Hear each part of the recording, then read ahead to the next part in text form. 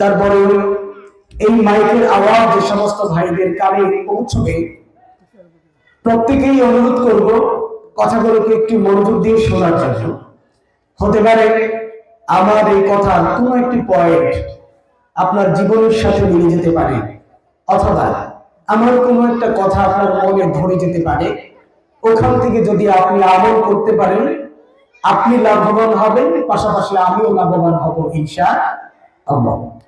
মোহতারাম হাজিরিন, আলোচনার শুরুতে শুকরিয়া জ্ঞাপন করছি মহান রবের প্রতি, যিনি আমাদেরকে এত চমৎকার একটি আবহাওয়ার ব্যবস্থা করে দিয়েছেন। ইতিপূর্বে নাসিরুদ্দিন ভাই খুব সুন্দর করে বলেছেন, সকালবেলায় যে পরিমাণ রৌদ্র ছিল, এই রৌদ্রের তাপ যদি সন্ধ্যা পর্যন্ত থাকতো তাহলে আমরা গরম আবহাওয়া পেতাম। আর অন্যান্য জায়গায় যেভাবে বৃষ্টিপাত হয়েছে, এটা যদি এখানে অব্যাহত থাকতো তাহলে হয়তো মাঠে এখন পানি গড়াগড়ি খেত। এই মাহফিল হয়তো উপস্থাপন করা, পরিচালনা করা হয়তো সম্ভব হতো না। সকল পরিকল্পনার মহা পরিকল্পনাকারী হচ্ছেন আল্লাহ রাব্বুল আলামিন, যিনি আমাদের জন্য এই মাহফিলের জন্য চমৎকার উপযুক্ত আবহাওয়া নির্ধারণ করে দিয়েছেন, নির্বাচন করে দিয়েছেন, পরিবেশ তৈরি করে দিয়েছেন। সেই মহান রবের প্রতি কৃতজ্ঞতা স্বরূপ শুকরিয়া আদায় করছি, পড়ছি আলহামদুলিল্লাহ। সালাতু সালাম পেশ করছি মানবতার মুক্তির দিশারি মুহাম্মাদুর রাসূলুল্লাহ সাল্লাল্লাহু আলাইহি ওয়াসাল্লামের প্রতি। মোহতারাম হাজিরিন, আলোচনা এখন আমরা কি করব, আসলে আমাদের ভাষা হারিয়ে ফেলেছি। যারা মিডিয়ার দিকে চোখ রাখেন, বিশেষ করে অনলাইন মিডিয়ায় যারা চোখ রাখেন, ফিলিস্তিনের ছোট ছোট মাসুম বাচ্চাদের করুণ মুখের দিকে তাকিয়ে এবং গাজা রাফা শহরের বিধ্বস্ত একেবারে ধ্বংস হয়ে যাওয়া ধ্বংসস্তূপের দিকে যখন আমরা তাকাই, তখন আমরা বাকরুদ্ধ হয়ে যাই। আমাদের কথা বলার মতো ভাষা আর থাকে না। অথচ গোটা মুসলিম দেশের 57টি মুসলিম রাষ্ট্রে রাষ্ট্রপ্রধান যারা রয়েছেন, নীতি নির্ধারক যারা রয়েছেন, যারা প্রত্যেকে যদি এক বাক্যে একসাথে হুঙ্কার ছাড়তেন এবং মুসলিম মিলিশিয়া বাহিনী গঠন করে যদি ইসরায়েলের বিরুদ্ধে অন্তত একটা করেও যদি যুদ্ধ বিমান পরিচালনা করত, তাহলে ফিলিস্তিনের বর্তমানের যে বিধ্বস্ত পরিস্থিতির সৃষ্টি হয়েছে, এই পরিস্থিতি আদৌ থাকতো না। কিন্তু দুর্ভাগ্যজনক হলেও সত্য, আমাদের মুসলিম রাষ্ট্রপ্রধানেরা অনেকটা খাঁটি সরিষার তেল নাকের মধ্যে দিয়ে তারা ঘুমাচ্ছে। আর আমরা যারা সাধারণ মানুষ রয়েছি, আমরা দুনিয়ার প্রেমে পড়ে, সংসারের মায়ায় জড়িয়ে, ব্যক্তিগত বিভিন্ন ঝামেলার পিছনে পড়ে আমরা ফিলিস্তিনি ভাই বোনদের কথা বেমালুম ভুলে গিয়েছি। অথচ মনে রাখতে হবে, আল্লাহর রাসূল বলেছেন, মুসলিম উম্মাহ হচ্ছে একটা দেহের ন্যায়। একজন ব্যক্তি যেমন তার দেহের কোনো একটা জায়গায় আঘাতপ্রাপ্ত হলে গোটা দেহ জর্জরিত হয়ে যায় ব্যথায়, ঠিক তদ্রুপ বিশ্বের কোন জায়গায় মুসলমানেরা যদি ন্যূনতম নির্যাতিত হয়, তাহলে বিশ্বের সকল মুসলিম মানবতা একসাথে চিৎকার করে উঠবে। কিন্তু দুর্ভাগ্যজনক হলেও সত্য, ফিলিস্তিনে এত রক্ত ঝরছে, আমাদের মুসলিম মিল্লাতের মধ্যে উহু শব্দটি বলার মতো কেউ নাই। আরেকটা হাদিস বড় মারাত্মক। আল্লাহর রাসূল বলেছেন, বিশ্বের কোন জায়গায় মুসলমানের দুর্দশা দেখে যদি তোমার অন্তরের মধ্যে দুঃখ, কষ্ট, যন্ত্রণা অনুভব না করো, তাহলে মনে রাখবে তুমি আমার উম্মতের অন্তর্ভুক্ত নাও। মনে রাখবে, কিয়ামতের ময়দানে মুহাম্মাদুর রাসূলুল্লাহ সাল্লাল্লাহু আলাইহি ওয়াসাল্লাম যদি শাফাআত না করেন, তাহলে আমাদেরকে পরকালে বাঁচিয়ে তড়িয়ে নিয়ে যাওয়ার মতো আর কেউ নেই। আর তিনি যদি আমাদেরকে উম্মত হিসেবে পরিচয় না দেন, তাহলে আমাদেরকে পরকালে বাঁচানোর মতো কেউ থাকবে না। অথচ আল্লাহ রাসূল বলেন, মুসলিম উম্মার কোনো কষ্ট দেখে তোমার ভেতরে যদি কষ্ট অনুভব না করো, তাহলে মনে রাখবে তুমি আমার উম্মতের অন্তর্ভুক্ত নাও। আল্লাহ তাআলার কাছে দোয়া করছি, তিনি যেন ফিলিস্তিনের উপরে খাস রহমত নাজিল করেন, আমাদের মুসলিমদের বুদ্ধোদয় জাগ্রত করে দেন, মুসলিম রাষ্ট্রপ্রধান যারা রয়েছেন তাদেরকে কার্যকরী পদক্ষেপ নেওয়ার মতো তৌফিক দান করেন। সম্মানিত ভাইরা, যেহেতু আমি অনাহত একজন ব্যক্তি, সেহেতু এমন কিছু কথা বলবো, এখান থেকে আপনারা কতটুকু নিতে পারবেন আমি জানি না। আর সামনের উপস্থিতি বড় কম, তারপরেও চেষ্টা করব সংক্ষিপ্ত পরিসরে মাত্র 10 থেকে 15 মিনিট সময়ের ভিতরে একটা বিষয়কে কেন্দ্র করে কিছু কথা বলার জন্য। আমার সামনে যে সমস্ত ভাইরা বসে আছো, তোমাদেরকে অনুরোধ করছি একটু আমার দিকে নজর দেওয়ার জন্য। প্রিয় ভাইরা, তোমরা যে যুবক ভাইরা আছো, একটু আমার দিকে নজর দাও, একটু মোবাইলটা আপাতত রেখে দাও। আমরা এখানে যারা উপস্থিত রয়েছি, আমরা কি জান্নাতে যেতে চাই না? সবাই কথা বলবেন, আমরা কি জান্নাতে যেতে চাই? যদি মুখ দিয়ে আমরা এই কথা বলতে না পারি, মনে রাখবেন কিয়ামতের ময়দানে আল্লাহর কাছে জবাবদিহি করতে হবে, তুমি কেন মুখ দিয়া জান্নাত চাইলে না? এজন্য আমি আবারও প্রশ্ন করছি, আমরা কি জান্নাতে যেতে চাই? মনে রাখবেন, জান্নাতে যেতে হলে আল্লাহর রহমত ছাড়া জান্নাতে যাওয়া যাবে না। এই ব্যাপারে দুইটা হাদিস বলবো। একটা হাদিস বলবো সহিহ হাদিস, যেই হাদিসটা বুখারী মুসলিমে এসেছে। আরেকটা হাদিস বলবো তুলনামূলক জয়ীফ হাদিস, এটা তাফসিরে এসেছে। আগে সহিহ হাদিসটা বলি।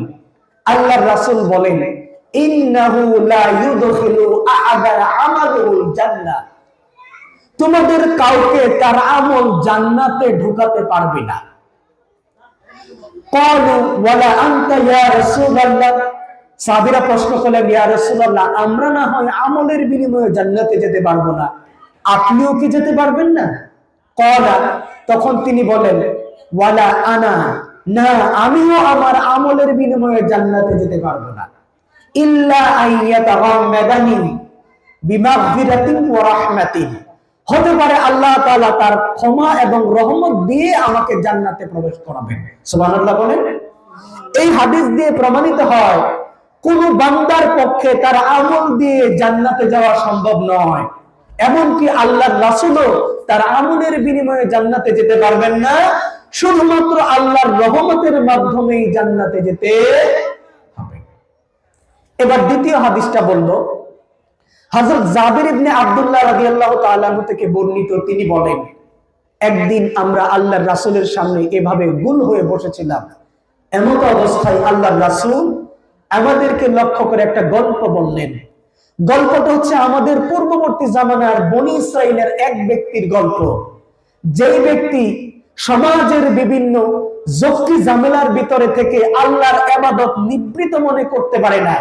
এই জন্য সে সিদ্ধান্ত নিল, সমাজের এই জক্কি ঝামেলার ভিতরে থেকে আল্লাহর ইবাদত যেহেতু করতে পারি না, সেহেতু লুকালয় ছেড়ে, এলাকা ছেড়ে আমি নির্জন কোন এক জায়গায় গিয়ে আল্লাহর একাগ্র চিত্তে আল্লাহর ইবাদত করব।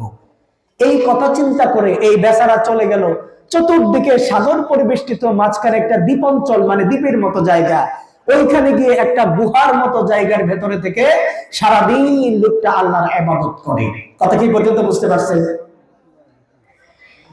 আল্লাহর রাসূল বলেন, হযরত জিবরাইল আলাইহিস সালাম আমার কাছে এসে বললেন, ইয়া রাসূলুল্লাহ, এই দুনিয়ার জমিনে আমি যতবার আগমন করেছি, প্রত্যেকটা বার আমি দেখেছি এই লোকটা আল্লাহ রাব্বুল আলামিনের জন্য সিজদার মধ্যে পড়ে রয়েছে।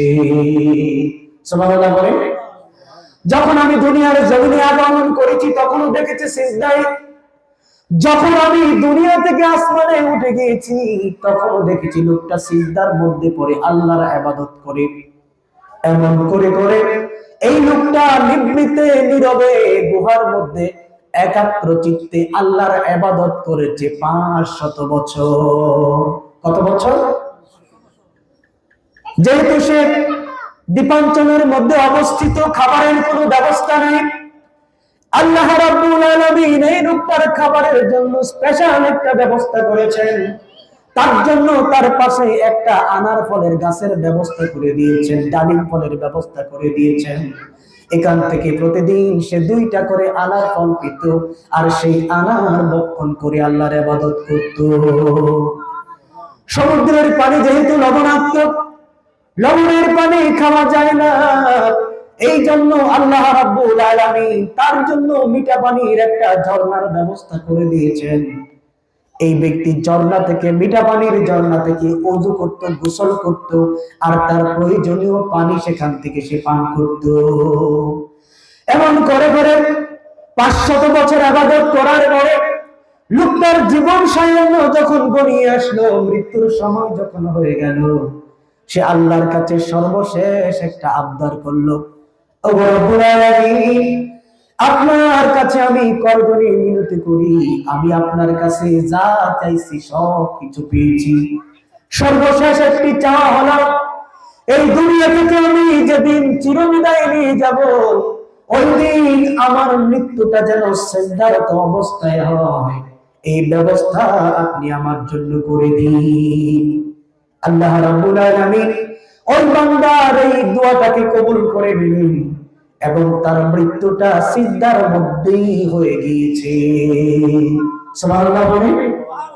আল্লাহ রাসূল বলেন, কিয়ামতের ময়দানে যখন বান্দাদেরকে হিসাবের কাতারে দাঁড় করানো হবে, এই বান্দাকে আল্লাহর সামনে আনার পরে আল্লাহ রাব্বুল আলামিন ফেরেশতাদেরকে ডাক দিয়ে বলবেন, ওগো আমার ফেরেশতারা, তোমরা আমার রহমতের চাদর দিয়া ঢেকে দিয়া এই বান্দাকে তোমরা জান্নাতে প্রবেশ করিয়ে দাও। বান্দা খুশি হওয়ার কথা, কিন্তু সে খুশি না হয়ে আপসেট হয়ে যাবে, মনক্ষুণ্ণ হয়ে যাবে। সে আল্লাহর কাছে বলবে, রব্বুল আলামিন, 500 বছর হায়াতের জিন্দেগিতে আমার জীবনটা পুরাটা আমি আপনার ইবাদতে কাটিয়ে দিয়েছি, কোনদিন আপনার অবাধ্য আমি হই নাই, জীবনে একটা গুনাহ করি নাই, তাহলে আজকে কেন আমি আপনার রহমতের বিনিময়ে জান্নাতে যাব? এটা তো হতে পারে না। তাহলে 500 বছর ইবাদত করে আমার লাভ কি হলো? তাই তো আপনার কাছে আমার করজোড়ে মিনতি, আপনি আমার আমলের বিনিময়ে জান্নাতে ঢুকিয়ে দিন। আল্লাহ তাআলা বলবেন, বান্দা তাই নাকি? 500 বছর ইবাদত করেছো, সেই ইবাদতের বিনিময় বুঝি তুমি আমার কাছে চাও? তুমি যেহেতু আমার কাছে লেনদেন আশা করতেছো, ইবাদতের বিনিময় চাইতেছো, আমিও তো তোমার কাছে কিছু বিনিময় চাইতে পারি। বান্দা বলবেন, রব্বুল আলামিন, আপনি আমার কাছে কি বিনিময় চান? নাসির ভাই, এদেরকে উঠায় দেন, এদের জন্য ডিস্টার্ব হচ্ছে। আল্লাহ তাআলা ওই বান্দাকে লক্ষ্য করে বললেন, ও বান্দা, আমিও তো তোমার কাছে বিনিময় চাই। বান্দা তখন বলবে, আল্লাহ, আপনি আমার কাছে কি বিনিময় চান? আল্লাহ তাআলা বলবেন, বান্দা, তোমাকে আমি 500 বছরের হায়াতের জিন্দেগি দিয়েছি, দুনিয়ার পাপ পঙ্কিলতা থেকে তোমাকে আমি হেফাজত করে দিয়েছি, সবগুলো বাদ দিলাম। তোমাকে যে সুন্দর দুটি চক্ষু দিয়েছি, এই দুটি চক্ষুর বিনিময়ে তুমি আমাকে দিয়ে যাও। বান্দা তখন বলবেন, ঠিক আছে, আপনি নিয়ে যান। আল্লাহ তাআলা ফেরেশতাদেরকে ডাক দিয়ে বলবেন, ওগো ফেরেশতারা, তোমরা এই বান্দার আমলনামাগুলোকে এক পাল্লায় উঠিয়ে দাও, আর আরেক পাল্লায় তার দুটি চোখকে উঠিয়ে দাও। ফেরেশতারা যথারীতি ওই বান্দার 500 বছরের আমল এক পাল্লায় উঠিয়ে দেবেন, আর দুটি চোখকে এক পাল্লায় উঠিয়ে দিবেন। দেখা যাবে 500 বছরের আমল এবং দুটি চোখের সমান সমান হয়ে গিয়েছে। কথা কি বুঝতে পারছেন? তার মানে 500 বছরের হায়াতের জিন্দেগির আমল আর দুইটা চোখের বিনিময় সমান সমান হয়ে গেছে। এবার আল্লাহ তাআলা বলবেন, ও বান্দা, তোমার 500 বছরের আমল তো আমি দুটি চোখের বিনিময়ে নিয়ে গেলাম, এখন তোমাকে তো আমি শুধু দুইটা চোখ দেই নাই, তোমার দেহের মধ্যে তো আরো অনেক নিয়ামত আছে, এই সমস্ত নিয়ামতের বিনিময় আমাকে দিয়ে তারপরে যদি আমল তোমার বেঁচে থাকে, ওইটার বিনিময়ে তুমি জান্নাতে চলে যাও। কথা কি বুঝতে পারছেন? এবার বান্দা বুঝতে পারবে, 500 বছরের আমল তো দুটি চোখের বিনিময়ে চলে গেল, আর তো আমার কাছে কোনো আমল নেই, ওই আমল দিয়ে জান্নাতে যাওয়ার কোনো উপায় নাই। সাথে সাথে বান্দা আল্লাহ রাব্বুল আলামিনের আরশে আজিমের নিচে সিজদায় পড়ে যাবে এবং আল্লাহকে লক্ষ্য করে বলবে, ও রব্বুল আলামিন, আমার ভুল হয়ে গিয়েছে, অপরাধ হয়ে গিয়েছে, আমলের বিনিময়ে কোনোদিন জান্নাতে যাওয়া যাবে না, বরং আমি আপনার রহমত দিয়ে জান্নাতে যেতে চাই। এরপরে আল্লাহ তাআলা ফেরেশতাদেরকে বলবেন, ফেরেশতারা, তোমরা এই বান্দাকে আমার রহমত দিয়ে জান্নাতে ঢুকিয়ে দাও। সুবহানাল্লাহ বলেন। এই যে দুইটা হাদিস আপনাদের সামনে উপস্থাপন করলাম, এটা দিয়ে বোঝাতে চাইলাম আমলের বিনিময়ে জান্নাতে যাওয়া যাবে না, বরং আল্লাহর রহমত দিয়েই জান্নাতে যেতে হবে। এখন পাল্টা প্রশ্ন জাগ্রত হয়, তাহলে আমল দিয়ে যেহেতু জান্নাতে যেতে পারবো না, সেহেতু আমলের আর কি দরকার, সবকিছু ছেড়ে ছেড়ে দিয়া ঘরের ভিতরে বসে থাকি। ব্যাপারটা কি এমন? এমন নয়, বরং আপনাদেরকে একটা উদাহরণ দিয়ে বলি। আমার সামনে উস্তাদ বসে আছেন, পিছনে আমার ভাই বসে আছে, আমি একজন শিক্ষক। আমরা যখন ক্লাসের মধ্যে পড়াই, তখন সকল ছাত্রদের প্রতি আমাদের সমান ভালোবাসা থাকে না। কিছু কিছু ছাত্র থাকে যারা খুব অনুগত থাকে, যারা আমাদের কথা শুনে, কিন্তু মাঝে মাঝে তারা যখন কোনো অপরাধ করে, তখন তারা যেহেতু ভালো ছাত্র, সেহেতু আমরা তাদের ছোটখাটো অপরাধকে ক্ষমা করে দিই। আর যে সমস্ত ছাত্ররা দুষ্ট প্রকৃতি, আমাদের কথা শুনে না, তাদের ছোট ছোট অপরাধকে ধরে আমরা তাদেরকে ব্যত্রাঘাত করি, তাদেরকে শাসন করি। ঠিক তদ্রুপ আপনি যদি ইবাদত করেন, নামাজ পড়েন, রোজা করেন, ইসলাম মতো চলাচল করেন, জীবনটাকে কোরআন হাদিস দিয়ে পরিচালিত করেন, আল্লাহ তাআলা আপনার উপরে রাজি খুশি হবে এবং কিয়ামতের ময়দানে তিনি আপনাকে রহমত দিয়ে জান্নাতে প্রবেশ করাবেন। আর আপনি যদি আল্লাহর কথা না শুনেন, কোরআন হাদিস মতো জীবন পরিচালিত না করেন, তাহলে আপনার প্রতি আল্লাহ রহমতের দৃষ্টিতে তাকাবেন না, বরং আপনার প্রতি রাগান্বিত হবেন এবং আপনাকে জাহান্নামে দিয়ে দিবেন। মোহতারাম হাজিরিন, এখন আমি আপনাদেরকে সর্বশেষ একটা হাদিস বলবো, যেই হাদিসের মধ্যে আমাদের সমাজের তিনজন ব্যক্তি সম্পর্কে ধারণা দেব, যাদের প্রতি আল্লাহ তাআলা রহমতের দৃষ্টিতে তাকাবেন না। জি ইনশাআল্লাহ। তাহলে আগের দুইটা হাদিস দিয়া বুঝলাম আল্লাহ তার রহমতের দৃষ্টিতে যার দিকে তাকাবেন তিনিই জান্নাতে যেতে পারবেন। আর এখন যে হাদিসটা বলবো, এই হাদিস দিয়া আমরা জানবো আল্লাহ রাব্বুল আলামিন তিন কিসিমের মানুষের দিকে রহমতের দৃষ্টিতে তাকাবেন না। হাদিসটা এভাবে আসছে, যে হাদিসটা পড়বো, এই হাদিসটা আসছে আপনার তিরমিজিতে। আল্লাহ রাসূল বলেছেন, সালাতাতুন লা ইউকাল্লিহুমুল্লাহু ইয়াউমাল কিয়ামা ওয়া লা ইউযাক্কিহিম ওয়া লা ইয়ানজুরু ইলাইহিম। আল্লাহ রাসূল বলেন, তিন শ্রেণীর হতভাগ্য মানুষ আছে, যেই তিন শ্রেণীর দিকে আল্লাহ তাআলা কিয়ামতের ময়দানে রহমতের দৃষ্টিতে তাকাবেন না, তাদের সাথে কথাও বলবেন না এবং তাদেরকে পবিত্রও করবেন না। ওয়ালাহুম আযাবুন আলীম, এবং তাদের জন্য রয়েছে যন্ত্রণাদায়ক শাস্তি। কথা কি বুঝতে পারছেন? কিয়ামতের ময়দানে যদি আল্লাহ রহমতের দৃষ্টিতে না তাকান, যদি আপনার সাথে কথা না বলেন, আপনাকে পবিত্র না করেন, আপনাকে যদি জাহান্নামে দেন, তাহলে এই সমাজের সবচাইতে শক্তিশালী ব্যক্তিও যদি আপনি হন, তাহলে আপনার সাইরা না কোনো লাভ আছে? বলেন তো, লাভ নেই। এই তিন শ্রেণীর মানুষ কারা কারা? আল্লাহ রাসূল সাল্লাল্লাহু আলাইহি ওয়াসাল্লাম বলেন, এক নাম্বার হচ্ছে শাইখুন জানিন, বৃদ্ধ ব্যভিচারী ব্যক্তি। এক নাম্বার শাইখুন জানিন, বৃদ্ধ ব্যভিচারী ব্যক্তি। দুই নাম্বার হচ্ছে মালিকুন কাযাবুন, ওই শাসক যেই শাসক মিথ্যা কথা বলে তার প্রজাদেরকে ধোঁকা দেয়। আর তিন নাম্বার হচ্ছে এমন ফকির ব্যক্তি, এমন গরিব ব্যক্তি, যেই ব্যক্তি গরিবানা হালতে থেকেও সবসময় অহংকারী মনোভাব নিয়ে থাকে। তাহলে কয় শ্রেণীর মানুষ পেলাম? তিন শ্রেণীর মানুষ। এক নাম্বার শাইখুন জানিন। একটু উদাহরণ যদি না দেই বুঝবেন না। আরেকটা হাদিস সম্পর্ক বলি, আল্লাহ রাসূল বলেন, বনি আদম এমন একটা ঝামেলার মধ্যে আছে যে দুনিয়ার জিন্দেগিতে জেনার কোনো না কোনো একটা অংশের সাথে সে জড়িয়ে পড়বে। চোখের জেনা হচ্ছে দেখা, হাতের জেনা হচ্ছে ধরা, কানের জেনা হচ্ছে শোনা, পায়ের জেনা হচ্ছে হেঁটে যাওয়া, অন্তরের জেনা হচ্ছে পরিকল্পনা করা, সর্বশেষ লজ্জাস্থান সেটাকে বাস্তবে পরিণত করে। কথা কি বুঝতে পারছেন? তাহলে এই হাদিসের মধ্যে আমরা পেলাম জেনার অনেকগুলো অংশ আছে। একটা জেনা হচ্ছে চোখের জেনা, সেটা হচ্ছে অশ্লীল দৃশ্য দেখা। কি দেখা? অশ্লীল দৃশ্য দেখা। একটা উদাহরণ দিয়ে বুঝবেন। মাগরিবের নামাজের পরে মসজিদ থেকে নামাজ পড়ে আমার এই উস্তাদের মতো, নাসিরউদ্দিন ভাইয়ের মতো, আপনারা মুরব্বীদের মতো অনেক মুরব্বীদেরকে দেখবেন কাস্টলের মধ্যে এত বড় টিভি স্ক্রিনের মধ্যে বসে বসে চা খায় আর উলঙ্গ বেহায়াপনা নারীদের নাচ দেখে। এমন দেখছেন নাকি? দেখেন নাই?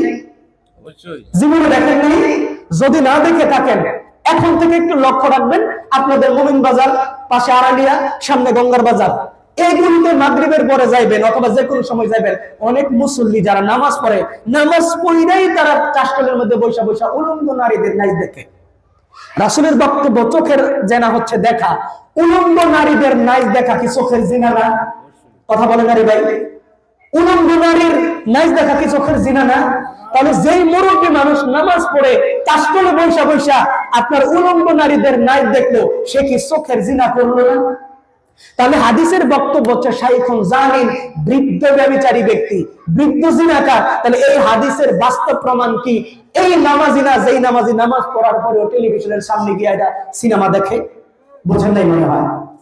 2 নম্বর হচ্ছে মালিকুন কাজ্জাবুন, এমন শাসক যেই শাসক মানুষকে, সমাজের মানুষগুলোকে মিথ্যা বিভিন্ন ধরনের প্রতিশ্রুতি দেয়, কিন্তু যখন রাষ্ট্রীয় ক্ষমতায় যায়, চেয়ারম্যান হয়, মেম্বার হয়, সমাজের পদবান্যা হয়, সমাজের নেতা হয়, এরপরে সে বেমালুম আগের যত কথা বলছিল সকল কথা সে ভুলে যায়। এমন নেতা, এমন মেম্বার, এমন চেয়ারম্যান আমাদের সমাজে, আপনাদের সমাজে নাই, আমাদের সমাজে অন্তত একজন হইলেও আছে, যারা এরকম মানুষকে মিথ্যা কথা দিয়া, মিথ্যা আশ্বাস দিয়া ভোট কালেকশন করে এবং দায়িত্বশীল হওয়ার পরে বেমালুম আগের কথা বলে যায়। তারা হচ্ছে মালিকুন কাযযাবুন, মিথ্যাবাদী শাসক। তাদের সাথে আল্লাহ তাআলা রহমতের দৃষ্টিতে তাকাবেন না, কথাও বলবেন না, পবিত্র করবেন না, জাহান্নামে দিবেন। সর্বশেষ এমন ভিক্ষুক, যেই দরিদ্র ব্যক্তি, সে দরিদ্র হওয়া সত্ত্বেও মাঝে মাঝে এমন আচরণ করে মনে হয় যেন জমিদারের নাতিপুতি। এমন ভিক্ষুক আপনি দেখবেন, আপনি যদি 2 টাকা দেন, ভিক্ষুকে আপনার দিকে রেগবায়া চাই। দেখছেন কোন সময় 5 টাকা যদি দেন, আপনি রেগবায়া চাইবো, কইব কি 5 টাকা দিলেন, আর কি 5 টাকার যুগ আছে নাকি? 10 টাকা ছাড়া ভিক্ষা হয়? আপনি 5 টাকা ভিক্ষা দিয়ে আপনি অপরাধ করছেন, এরকম একটা ভাব তারা ধরে। এইরকম যারা দরিদ্র মানুষ, অসহায় মানুষ, গরিব মানুষ, কিন্তু অহংকারের ভিতরে ভরপুর, এই সমস্ত অহংকারী দরিদ্রের দিকে আল্লাহ রাব্বুল আলামিন কিয়ামতের ময়দানে রহমতের দৃষ্টিতে তাকাবেন না। মোহতারাম হাজিরিন, এই সংক্ষিপ্ত পরিসরে আপনাদেরকে যা বুঝাইতে চাইলাম 2 মিনিটে আবার বলে দেই। প্রথমে বলছিলাম আল্লাহর রহমত ছাড়া কিয়ামতের ময়দানে আল্লাহর রাসূলও জান্নাতে যেতে পারবে না। দ্বিতীয়ত বোঝাতে চাইলাম এমন 3 শ্রেণীর মানুষ যাদের দিকে কিয়ামতের ময়দানে আল্লাহ রাব্বুল আলামিন রহমতের দৃষ্টিতে তাকাবেন না, কথা বলবেন না, পবিত্র করবেন না, জাহান্নামে দিবেন। ওরকম 3 শ্রেণীর, প্রথম হচ্ছে বৃদ্ধ জানাকার, 2 নম্বর হচ্ছে মিথ্যাবাদী শাসক, 3 নম্বর হচ্ছে অহংকারী দরিদ্র ব্যক্তি। এই 3 কিসিমের কোন এক কিসিমের সাথে যদি আমাদের চরিত্র মিলে যায়, তাহলে আমাদের দিকে আল্লাহ রহমতের দৃষ্টিতে তাকাবেন না। আল্লাহর কাছে দোয়া করছি আমাদেরকে এরকম বদ খাসিলত থেকে আল্লাহ তাআলা হেফাজত করুন। সকলে বলছি আমিন। আসসালামু আলাইকুম ওয়া রাহমাতুল্লাহি।